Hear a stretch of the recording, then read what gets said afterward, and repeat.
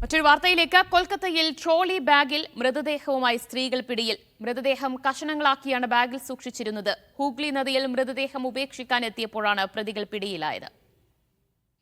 PR Aravind വിവരങ്ങൾ നൽകും. അരവിന്ദ്, ആരുടേതാണ് മൃതദേഹം എന്നത് സ്ഥിരീകരിച്ചോ?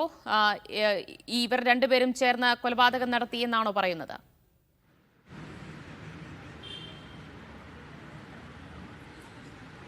ദിവ്യ, ഇന്ന് പുലർച്ചെ 7:30 കൂടിയാണ് കൊൽക്കത്തയിൽ ട്രോളി ബാഗിൽ മൃതദേഹവുമായി 2 സ്ത്രീകൾ പിടിയിലാകുന്നത്. നാട്ടുകാർ ഇവരെ പിടികൂടി പോലീസിൽ ഏൽപ്പിക്കുകയായിരുന്നു. നാട്ടുകാർ പറയുന്ന പ്രകാരം ഇന്ന് രാവിലെ 7:30 കൂടി തന്നെ കൊൽക്കത്തയുടെ ഹൂഗ്ലി നദിക്ക് സമീപം ഈ സ്ത്രീകൾ എത്തുകയായിരുന്നു. ഭാരമേറിയ ട്രോളി ബാഗ് ഇവർ കൊണ്ടുപോകുന്നത് കണ്ട് സംശയം തോന്നിയ നാട്ടുകാരാണ് ഈ സ്ത്രീകളെ ചോദ്യം ചെയ്യുന്നത്. ഈ ചോദ്യം ചെയ്യലിലാണ് മൃതദേഹം ഉണ്ടെന്ന് വ്യക്തമാകുകയും പിന്നീട് പോലീസിനെ വിവരമറിയിക്കുകയും ചെയ്തു. കഷ്ണങ്ങളാക്കിയ നിലയിലായിരുന്നു ആ മൃതദേഹം ഈ ട്രോളി ബാഗിൽ ഉണ്ടായിരുന്നത്. എന്തായാലും അമ്മയും മകളുമാണ് ഈ ട്രോളി ബാഗുമായി എത്തിയെന്നുള്ള വിവരങ്ങളാണ് ഇപ്പോൾ പോലീസിൽ നിന്ന് ലഭിക്കുന്നത്. പക്ഷേ ഇത് ഔദ്യോഗികമായി പോലീസ് സ്ഥിരീകരിച്ചിട്ടില്ല.